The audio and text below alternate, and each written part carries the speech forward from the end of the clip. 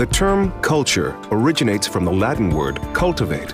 Communities are generally made up of people who share cultural characteristics.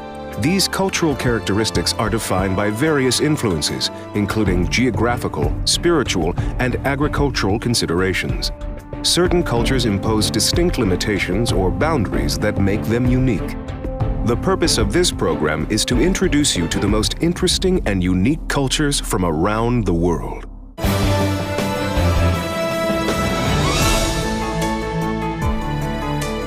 Today, we will visit two places geographically far from each other, yet bound by a communist past. The province of Guantanamo on the island of Cuba still suffers under a communist regime. And Latvia's Courland, which is slowly recovering from the damage caused by decades of Soviet Russia's communist terror.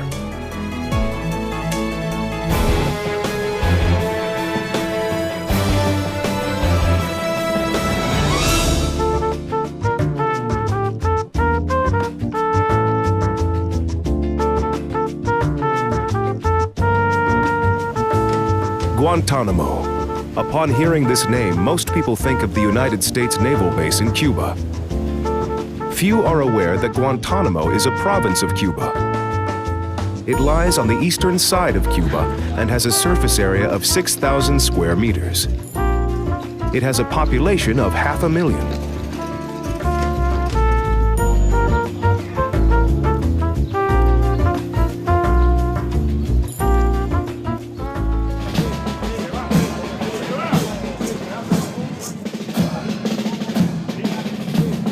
The most obvious reminders of Castro's regime are the commonplace processions and parades glorifying communist Cuba. April is the official month of culture. At this time of the year, cultural employees, collaborating with the schools, are obliged to take to the streets of the town of Baracoa by storm.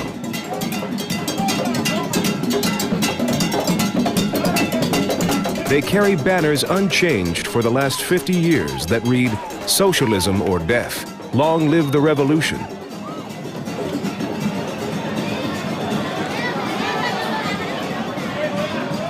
Another integral part of such an event is an impressive speech by the communist leader.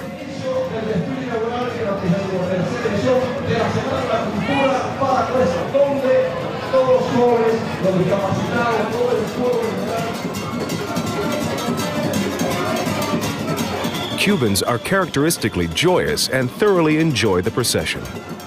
For most people, the parade, meant to popularize the communist regime, accompanied by live rhythmical music, is a happy Caribbean street carnival.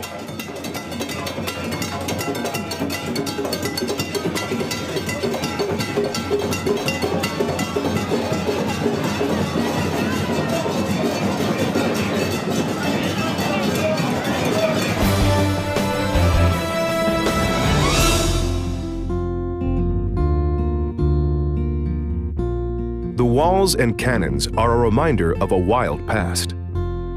The town of Baracoa was established by the conqueror Diego Velázquez in the year 1511, just 20 years after the explorer Christopher Columbus landed here.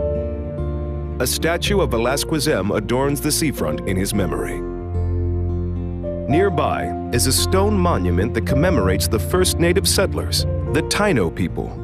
Guantanamo was inhabited by this Indian tribe before the arrival of the Spaniards. The bust of their chief, Hatui, who was burnt at the stake by the Spanish, is situated on the square opposite the old cathedral.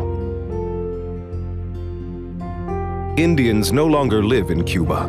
Those that survived the Spanish onslaught were victims of infectious disease introduced to the island by the Spanish. The only remnants are the local names. For example, the name Guantanamo comes from the Indian language and loosely translates to a country in between rivers. The river Yumuri is also a name of Indian origin. The last remaining Indians lived on the banks of this river. When these proud people were faced with the prospect of being turned into slaves, they chose instead to sacrifice themselves by jumping off the rocks into the river canyon. The name of the river is Spanish for their death cry.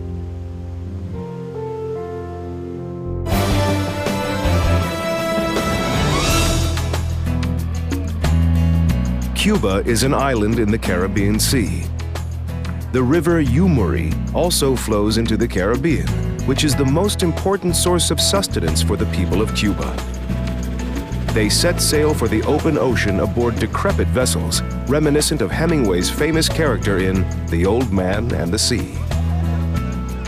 The local fisherman Santiago Lafita specializes in going after sharks. He mostly catches blue shark. This shark reaches an average length of 2.5 meters and weighs around 80 kilos.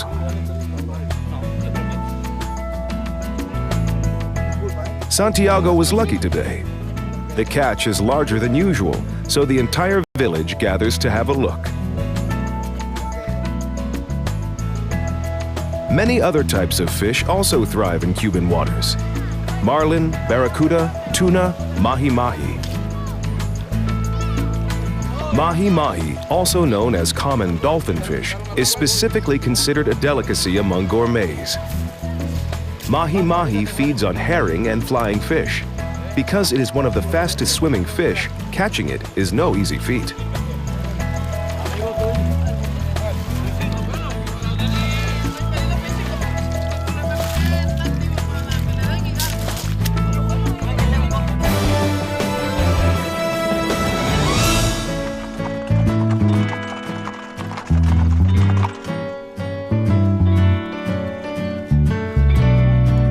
Farming is an occupation for people living inland.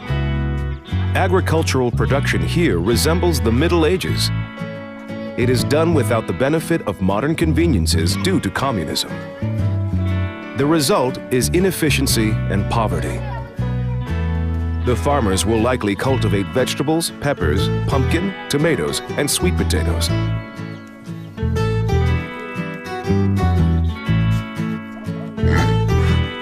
Pig breeding is also very common.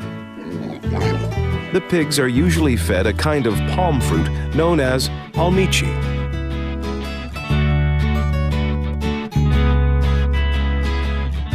Clusters of berries growing 40 meters above the ground in the crown of the imperial palm tree are collected. This job requires considerable skill and alertness.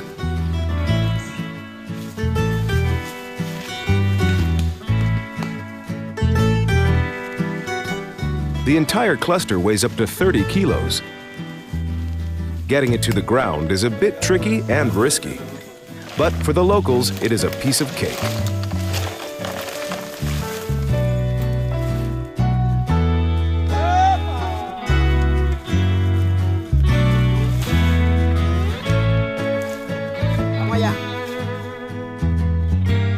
For the locals, the palm is the most important plant. It grows all over Cuba, literally on every corner. It was the natural choice to become the national tree and is also included as part of the Cuban coat of arms. Taking down these palms without the government's permission is illegal and subjects the perpetrator to punishment. For the locals, the imperial palm is the equivalent to what the bison was for Native American Indians. They utilize every part of the tree, the roots, nuts, branches. Nothing goes to waste. From the roots, they make an elixir which is believed to eliminate bladder stones. The timber from the trunk is used to build village dwellings called boyos. This word was initially used by the Indians to describe a small hut on stilts. The term is still used today. The roof is made of leaves and reinforced by bark.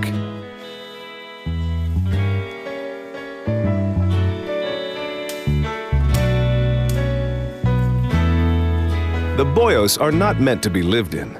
They are used as shelters to relax in after work on the plantations or at noon when it is too hot to work.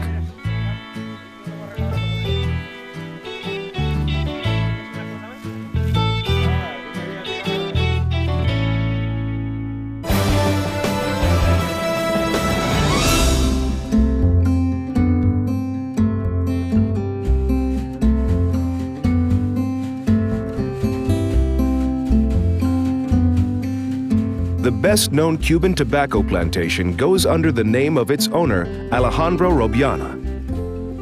He was the only man in Cuba permitted by Fidel Castro to manage and farm his own land and maintain his name for his brand of cigars. Recently, he passed away at the age of 91. The world press reported that Alejandro said of Castro, "He wanted me to join a cooperative, and I told him no."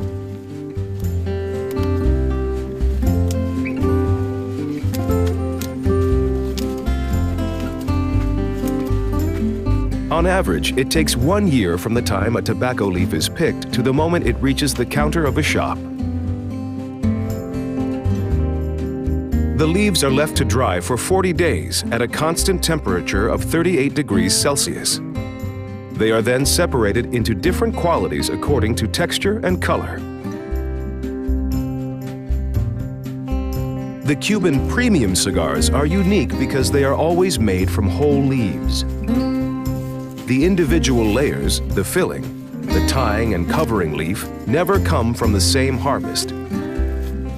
Each year, 100 million of these cigars are rolled.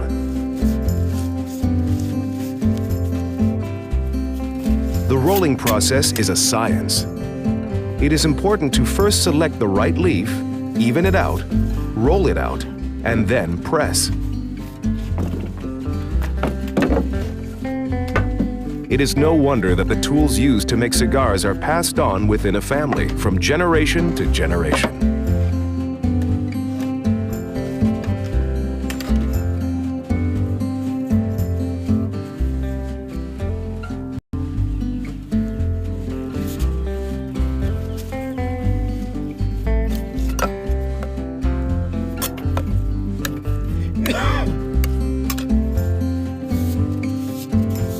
A world-class cigar is complete, even if it was not made on the legendary thigh of a girl.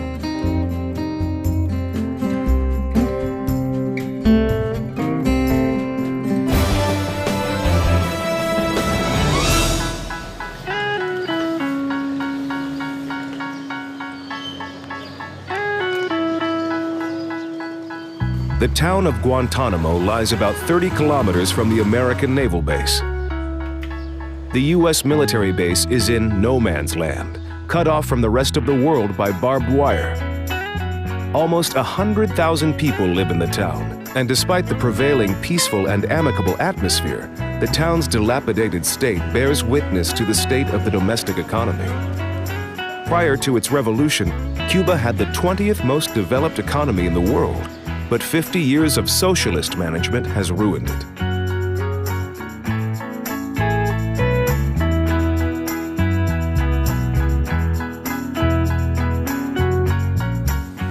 The local textile industry is one of the best examples of the revolution's impact.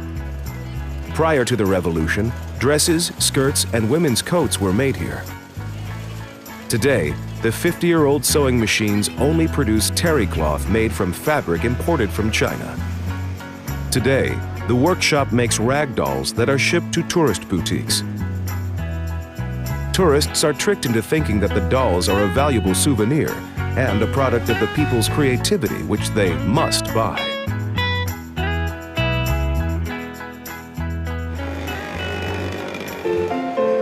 The once sumptuous city streets reflect Cuba's past glory, but so too does its music. For example, the song Guantanamera, the Girl from Guantanamo, is one of the most famous Latin American songs of all time. The lyrics Guantanamera, Guajira, Guantanamera were composed in honor of a real beauty of a woman from the province of Guantanamo.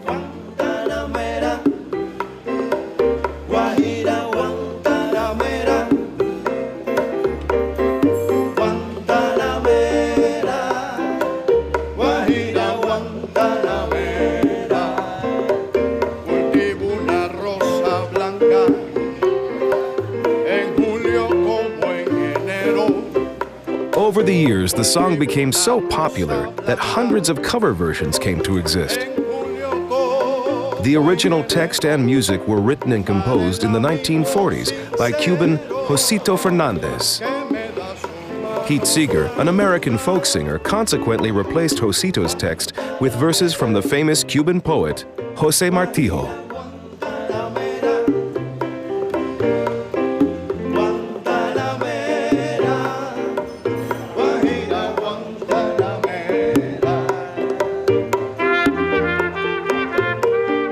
As we sway to the rhythms of the Cuban hit of the century, we bid Guantanamo goodbye, wishing for its people their longed-for freedom. But for now, we will head to Latvia's Courland, where the communist regime fell over 20 years ago. And though its people are learning to live in a free country, some of them return to their traditions.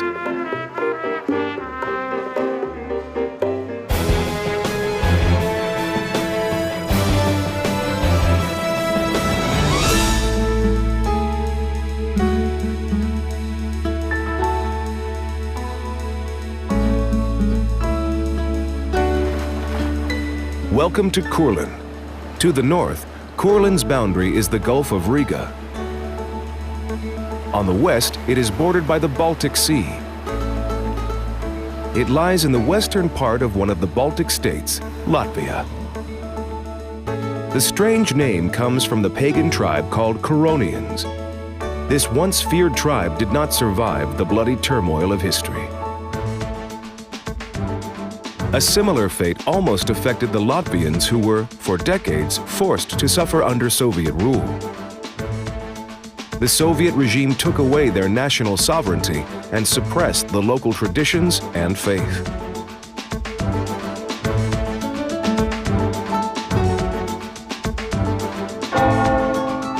The chime of bells from the St. Nicholas Cathedral in Latvia's third largest city, Liepaja, serves as an example of the huge changes that took place in Latvia since the disintegration of the Soviet Empire.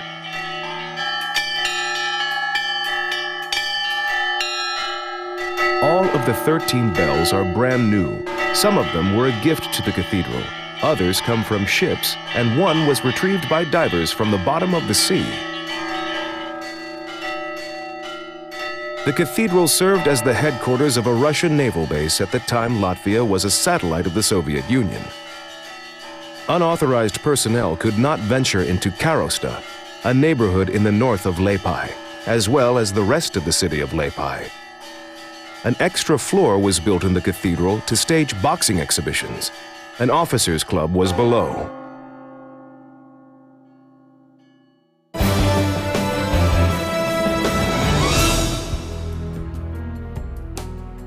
During the time of the Tsar, Karosta was a place of luxury. Today, Karosta's luxury is but a memory. The menagerie, or the riding school, once had a glass roof and served as a venue for riding shows, winter training, and ceremonial lineups. The lovely menagerie was one of the many casualties of the Soviet Navy's sojourn. The only surviving building of the whole complex is the water tower, which still remains in operation.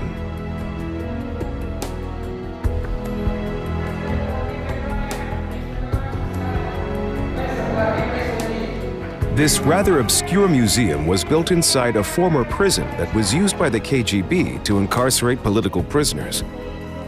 A visit to this site in Liepaja will give visitors a glimpse of what life was like here under Soviet control.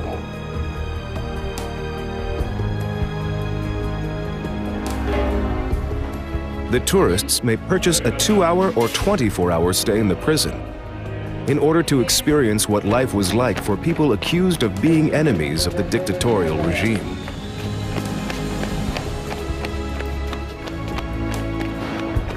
The visitors are still smiling a few minutes into the experience, but the longer they stay in the dirty corridors, cramped cells, and sterile interrogation offices, the more they doubt whether it all is just a game. 2 hours in the prison are enough to realize just how frightening and dehumanizing the experience can be. Latvia as a whole suffered the consequences of the monstrous Soviet regime, and the country is still recovering economically as well as socially.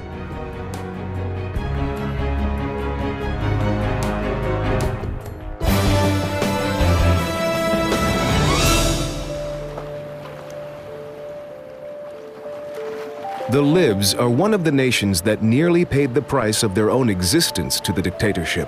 Today, only 177 members of this smallest nation in the world survive, and only 30 of those speak the Liv language. This boat cemetery is the symbol of the extinction of the once proud Liv tribe. Livs were fishermen, but the communist regime prevented them from setting sail for the open seas. In response, they dragged their boats to the edge of the woods in the vain hope that they would set sail again one day.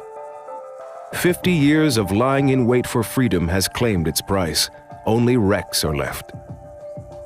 Only a flag serves as a reminder of the seafaring history of the Liv tribe. The blue in the flag is for the sea, the white is for the sandy dunes, and the green is for the woods on the cliffs, a view presented to the fishermen each time they returned home.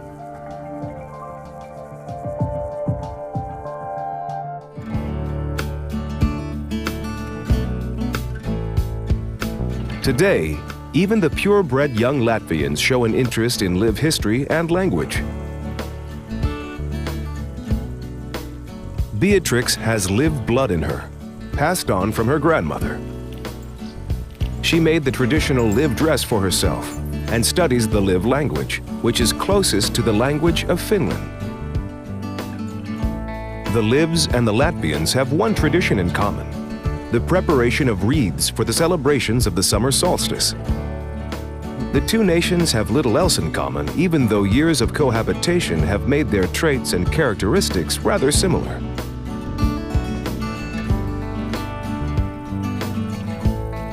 In time for the summer solstice, the wreaths can be found almost everywhere. And for those who did not have the time to decorate, the markets sell wreaths, meadow flowers, and vegetables. The Latvians believe that all herbs and flowers picked on the eve of the year's shortest night have extraordinary healing power. Their pagan ancestors decorated their abodes, stalls, paddocks, and wells with boughs. So too, modern Latvians adorn even their vehicles with wreaths of all sorts. While the women use wreaths of flowers, the men decorate their heads with oak twigs. The symbolism is obvious. The bailiff has got to be as healthy and as strong as an oak tree.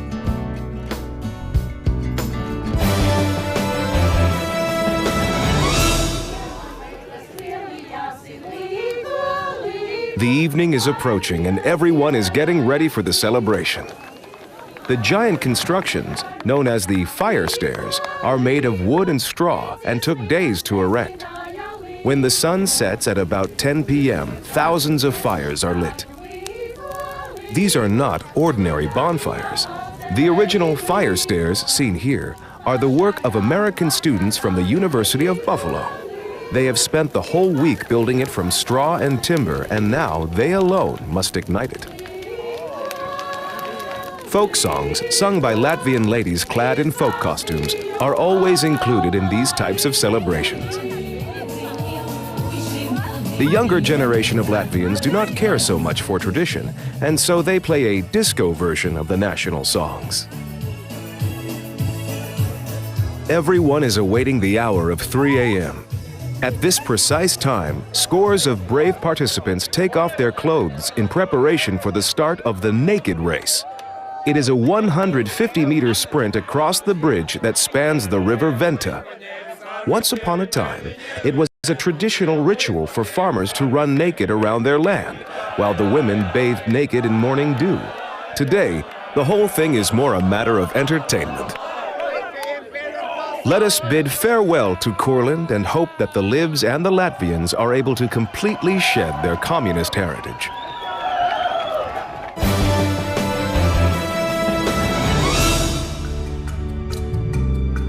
Today, we encountered two countries that are very far from one another, yet have a communist dictatorship as part of their history. The people of Cuba, unlike the Latvians, still wait for their freedom. But as you have witnessed for yourself, not even the cruelest dictatorship can break traditions and culture that is passed on generation to generation. Next time, we will visit two places even more unlike one another. We will explore the heavenly island of Mauritius, where life unfolds in peace, harmony, and wealth, and one of the poorest nooks on the planet, Ethiopia. Despite ever-present poverty, Ethiopia is a country with an unusual appeal and a rich and mysterious history.